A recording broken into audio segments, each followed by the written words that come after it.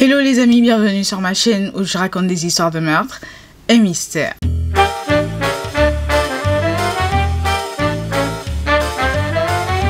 Pour les nouveaux bienvenus, je m'appelle Osnel et je suis là tous les mercredis et les samedis pour vous raconter les histoires les plus sordides, les histoires les plus what the fuck qui existent dans ce monde. Alors si tu passes par là et que mon contenu te plaît, n'hésite pas à t'abonner, à activer la cloche de notification et surtout à venir me suivre sur Instagram. Et pour les anciens, ouais, y'a Nausea, my babies, thank you, merci de faire partie de l'aventure meurtre et mystère. Alors petit disclaimer avant de commencer, je tiens à vous rappeler que ce contenu s'adresse à un public averti. Ce contenu est déconseillé au moins de 12 ans. Alors oui, aujourd'hui je sais, je porte enfin mes lunettes. Yeah, I know. Ça fait un gros changement. Je sais. Vous allez vous y habituer. Enfin, je sais pas si je vais le mettre à chaque fois. Mais là, ça m'aide un peu à lire mon script, du coup, sur mon écran. Et parce que, en fait, avant, quand je portais pas, enfin, je plissais grave les yeux pour le lire et tout. Et là, bah, je vois bien. Du coup, faut savoir que je suis myope high level. Donc, le fait de plisser les yeux, tout ça, enfin, c'était compliqué. C'était donc là, je porte mes lunettes et je suis ready to go. Alors, c'était juste une petite parenthèse pour vous faire accueillir, du coup, mes lunettes. Mes lunettes. On va du coup passer à l'histoire d'aujourd'hui, tout simplement. Alors aujourd'hui, nous allons parler d'un décès vraiment mystérieux. Nous allons parler du décès de Kurt Eugene Sova. Alors Kurt est né le 15 juillet 1964 à Cleveland, dans l'Ohio. Et il était le fils de Ken et Dorothy Sova. Kurt était le quatrième enfant d'une fratrie de 4 et il était un jeune lycéen sans problème, sympa, bosseur, enfin tout ce que vous voulez, enfin cute, tout simplement. On atterrit donc le 23 octobre 1981. Ce jour-là, Kurt sort du domicile du coup de ses parents. Donc il sort du coup du domicile de ses parents le soir pour aller traîner un peu avec ses potes. Et c'est une fois dehors du coup qu'il va croiser son ami Sam qui va lui parler d'une soirée Halloween qui devait avoir lieu du coup le soir, enfin dans la soirée, et il lui a demandé s'il voulait venir et Kurt va dire bon why not, let's go. Donc ils vont se rendre ensemble à la soirée. Donc la soirée se termine et Sam rentre chez lui et à ce même moment-là, les parents de Kurt étaient morts d'inquiétude. Pourquoi? Tout simplement parce que Kurt, à chaque fois qu'il allait dormir dehors chez l'un de ses amis, etc., il les prévenait, il leur disait, enfin, il leur donnait en fait sa position, sauf que ce soir-là, il est sorti, il les a prévenus en fait de rien, donc en fait, ça laissait penser que il allait rentrer le soir, sauf que le temps passait et Kurt ne rentrait pas. Donc la soirée est passée et Kurt n'est pas rentré, du coup ses parents morts d'inquiétude. Dès le lendemain, ils vont commencer à appeler ses potes pour savoir si est-ce qu'il a dormi chez toi, enfin nanana. Mais en fait, ils ne vont obtenir aucune réponse positive de ses amis. Ils vont néanmoins continuer à le chercher, voilà, à essayer de le trouver, etc. Mais ils ne vont rien, ils ne vont pas avoir de résultats positifs. Donc dès le surlendemain, ils vont déclarer la disparition de leur fils. Donc ils ont déclaré la disparition de leur fils le dimanche 25 octobre 1981 et dès qu'ils ont déclaré la disparition de leur fils, une enquête va rapidement débuter. Donc t'as les policiers qui cherchaient de leur côté et les parents aussi qui cherchaient d'un autre côté. Du coup, d'autre part, les parents de Kurt seront mis au courant par ses amis du coup de la soirée où Kurt a été le vendredi soir avec son ami Sam. Et du coup, la mère de Sam, elle va se rendre en fait dans la maison où il y a eu la soirée pour voir en fait en mode est-ce que vous avez vu mon fils, est-ce que nanana. Donc quand elle débarque dans la maison, elle tombe sur la babysitter de la personne qui vivait là, enfin de la personne qui vit dans la maison. Donc qu'est-ce qu'elle fait? Elle lui demande de demander à la propriétaire dès qu'elle rentrait, de la rappeler. Donc dès que la personne qui habitait dans cette maison-là est rentrée, elle a appelé effectivement la mère de Kurt et ils ont commencé à discuter. Et donc la mère de Kurt va lui demander en fait des explications par rapport à la soirée qui a eu lieu à son domicile, par rapport à si elle a vu son fils, dans quel état son fils était. Et là, cette personne qui s'appelle Suzanne va répondre que en fait, elle n'a jamais organisé de soirée dans sa maison, qu'il n'y a jamais eu de soirée, qu'elle ne sait pas où son fils était. Il n'y a pas eu de soirée, period dot. Donc la mère, elle était en mode what the fuck. Le problème, c'est que la mère, les parents de Kurt vont tomber sur un livreur de pizza qui va confirmer du coup qu'il y a bien eu une soirée dans la maison de Suzanne parce qu'il est passé livrer des pizzas dans cette maison au moment où il y a eu la soirée. Et c'est là, seulement à ce moment-là, que Suzanne va reconnaître avoir organisé une soirée à son domicile. Et elle va reconnaître que Kurt et Sam étaient bien à la soirée. Donc c'est après cette information confirmée que la mère de Kurt va se retourner vers Sam, du coup l'ami de Kurt, et va lui poser des questions. Et c'est là que Sam va reconnaître que bah oui, ils étaient à la soirée chez Suzanne. Mais le problème c'est que Kurt avait énormément bu et apparemment à un moment donné il s'est senti mal, donc lui Sam l'a emmené dehors pour qu'il puisse prendre de l'air frais. Le problème c'est qu'il faisait très froid dehors, donc il est remonté dans la maison pour aller chercher en fait une veste ou une blouse, quelque chose du genre pour Kurt. Et lorsqu'il est redescendu, du coup il est sorti de la maison pour regarder, enfin pour retrouver Kurt, pardon, bah il s'est rendu compte que Kurt n'était nulle part. Donc il a cherché en fait dans les alentours partout, il n'a vu Kurt nulle part, donc lui dans sa tête il s'est dit bon, peut-être qu'il a pris le chemin qui allait le conduire à son domicile, donc bon, il ne s'est pas inquiété et lui il est rentré chez lui tranquillement. Donc une fois que les parents de Kurt ont eu cette version là, ils se sont dit bon, bah on va continuer à chercher notre fils de toute manière, parce que lui il s'est dit que Kurt était forcément en train de rentrer chez lui, sauf que Kurt n'est jamais arrivé à son domicile.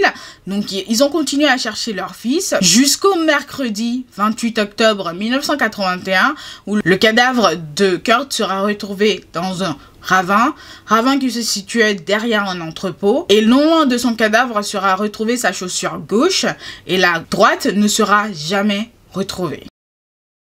Donc l'enquête va débuter et les policiers tout de suite en fait ils vont conclure que la personne qui a déposé le corps de Kurt à cet endroit-là savait que il y avait des gens qui allaient souvent derrière l'entrepôt et que son cadavre allait être retrouvé. Period. Donc après la découverte du coup de son cadavre, une autopsie aura lieu, ils vont faire une autopsie et l'autopsie va révéler tout simplement que Kurt était décédé entre 36 ou 24 heures avant la découverte de son cadavre.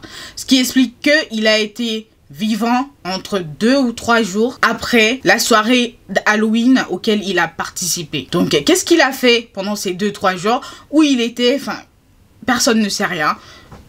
On ne sait rien. D'autre part, l'autopsie va permettre en fait de déterminer que il ne savait pas en fait quelle était la cause du décès de Kurt, parce que son taux d'alcoolémie était par exemple de 0,11, enfin il n'était pas bourré, ils ne vont retrouver aucune lésion sur son corps, ils ne vont retrouver aucune trace de rien du tout, il n'avait pas été empoisonné, en fait ils n'ont trouvé aucune cause de son décès, rien, nada, rien du tout. Donc après l'autopsie, le médecin légiste qui ne savait pas en fait quoi mettre sur l'acte de décès parce que on n'a rien trouvé du tout en fait, aucune cause, il a pas fait de crise cardiaque, il a pas, enfin rien du tout. Donc il va tout simplement émettre l'hypothèse que Kurt était décédé d'un décès physiologique instantané. Qu'est-ce que ça veut dire? Ah non, franchement, faut pas me poser la question parce que c'est la première fois que j'entends parler de ce terme-là. Je sais pas ce qu'il a voulu dire par là. Enfin, et perso, si tu ne sais pas de quoi il est décédé, pourquoi émettre une hypothèse pour mettre en fait ton hypothèse sur son acte de décès et ne tout simplement pas noter, cause du décès inconnue? C'est aussi simple que ça. Tu ne sais pas ce qu'il a tué en fait. Donc forcément, mais cause du décès inconnu, pourquoi tu émets des hypothèses pour ensuite écrire tes hypothèses sur son acte de décès, alors que peut-être que dans 30 ans, dans 50 ans, on va vérifier, on va se dire que ça n'a rien à voir. Enfin, j'ai pas compris le médecin légiste qu'il a essayé de faire, mais bon, pourquoi pas. Donc après que le médecin légiste ait fait son acte de décès et que voilà, tout ça soit fait, les parents de Kurt, la mère de Kurt surtout, elle ne va pas croire en fait que son fils est décédé en fait d'un truc brusque en mode la vie c'est une pochette surprise. Donc elle va continuer ses recherches jusqu'à ce qu'elle tombe sur un ami de Kurt qui va lui raconter qu'il a croisé Kurt le lundi 26 octobre 1981. Il l'a croisé alors que lui se rendait du coup à un entretien d'embauche. Donc il a croisé Kurt en train de marcher avec un jeune garçon. Et ce qui s'est passé, c'est que il va s'arrêter et leur proposer en fait de les déposer un peu plus loin, enfin voilà, mais le problème c'est que au même moment où il s'est arrêté, un van s'est aussi arrêté et Kurt et le jeune garçon vont courir en fait et monter dans le van. Sacrée histoire. De plus, le lundi 26 octobre 1981, un étranger du coup qui passait en fait dans la ville va retrouver en fait les flyers que les gens avaient mis. Ça c'était avant la découverte du corps de Kurt, je vous rappelle. Donc on parle bien du lundi avant qu'on nous découvre son cadavre.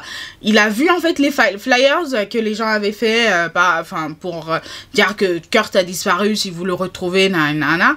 Et il s'est rendu dans une épicerie et il va dire à l'épicière de retirer tout simplement tous les flyers et parce qu'on va le retrouver décédé dans 2 jours. Et quand on sait que ils ont retrouvé effectivement le cadavre de Kurt 2 jours plus tard, ah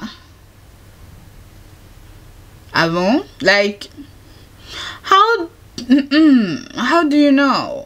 Moi, je me serais posé des questions existentielles par rapport à cette personne. Hein. Alors, soit c'est un voyant, soit... Vous voyez ce que je veux dire? Like, what the fuck, dude? Like, how do you know? Bref. Donc après ça, le lendemain, aux alentours du coup de 3h30 du matin, donc je parle du mardi, bah, Suzanne, la dame chez qui il y a eu la soirée, va contacter du coup la mère de Kurt et va lui dire qu'il y a quelqu'un qui dormait dans son sous-sol et qu'elle pensait que c'était Kurt. Mais le problème, c'est que la mère de Kurt ne va pas la croire parce que vous vous rappelez, Suzanne, elle a tellement menti en fait sur cette histoire que elle n'était pas crédible, tout simplement. Donc la dame, elle va lui répondre en moyen ok, elle va ignorer son appel. Donc plus tard dans la journée, donc dans la matinée, l'épicière arrive. Vous vous rappelez l'épicière à qui le monsieur avait dit qu'ils allaient retrouver Kurt dans 2 jours. Elle arrive en fait pour ouvrir son épicerie le matin et c'est là qu'elle retrouve des fleurs devant son épicerie. Et dans les fleurs, il y avait un mot qui a été laissé. Et ce mot disait « Les roses sont rouges, le ciel est bleu, ils l'ont retrouvé mort et bientôt ils te retrouveront aussi. » Si quelqu'un me dit ça, c'est bon, je sors plus de chez moi. Je sors plus de chez moi. Nope, je sors plus de chez moi. Parce qu'il y a des chances que cette personne, ce soit un vampire. Parce que, je sais pas, il y a un problème. Donc, quand l'épicière, elle a vu ce mot-là, elle a pris peur. Donc, elle s'est rendue à la police pour leur montrer, en fait, le mot et, en fait, faire une déposition par rapport au monsieur. Et donc, elle fait sa déposition. Le monsieur a été arrêté. Donc, il a été mis en garde à vue. Mais après la garde à vue, ils vont le laisser repartir parce que les policiers vont estimer qu'il est fou. Est-ce que, moi, dans ma tête, je me suis dit, et si, en fait, cette personne s'était fait passer pour fou, histoire de s'en sortir. You're getting it, right? You're getting it. Yeah. Donc, bref. Donc, c'est après ça que, dès le lendemain, ils ont retrouvé le cadavre de Kurt. Et s'en est suivi l'autopsie, etc., etc., voilà. Mais on va revenir, du coup, à 3 mois après le décès de Kurt. Donc, à ce moment-là, la mère de Kurt sera, en fait, intriguée par une histoire qui était similaire, en fait, à l'histoire de son fils. Comme, en fait, c'était tout simplement le fait qu'il y a un jeune garçon de 13 ans que Kurt connaissait, qui lui aussi a disparu avant d'être retrouvé décédé dans un ravin. Et en plus, après la découverte de son cadavre, ils ont retrouvé pas loin de son cadavre sa chaussure gauche et la chaussure droite n'a jamais été retrouvée. Donc en fait, la mère de Kurt, elle va faire le lien en mode... Enfin, elle s'est dit, bon, peut-être qu'il y a quelque chose à creuser là, c'est peut-être la même affaire, sauf que une autopsie aura lieu et l'autopsie va révéler que le jeune garçon, il était tout simplement décédé en tombant du coup dans le ravin. Donc là en fait on a une cause du décès, c'est pas comme pour Kurt où on n'a pas de cause de décès ou etc. Donc c'est à ce moment-là que les officiers vont se dire bon, ça peut y ressembler, mais c'est peut-être pas en fait le même délire. Les enquêtes n'ont peut-être rien à voir en commun. Donc jusqu'à aujourd'hui il n'y a aucune cause de décès de Kurt. Et il n'y a eu personne arrêté, personne mise en garde à vue, rien du tout.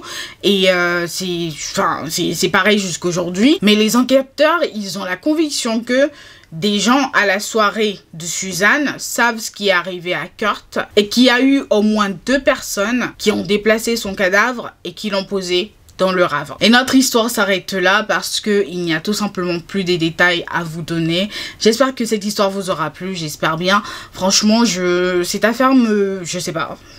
Je sais pas du tout, c'est une histoire vraiment bizarre, je sais pas. Qu'est-ce qu'il a fait en fait pendant les 3 jours qui ont duré sa disparition? Enfin, on l'a vu et il avait l'air en fait de faire les trucs de son plein gré. Enfin, je sais pas, c'est une histoire en fait à rendre fou. Donc je vais m'arrêter là. N'hésitez pas à me dire ce que vous en pensez dans les commentaires du décès mystérieux de Kurt Sova.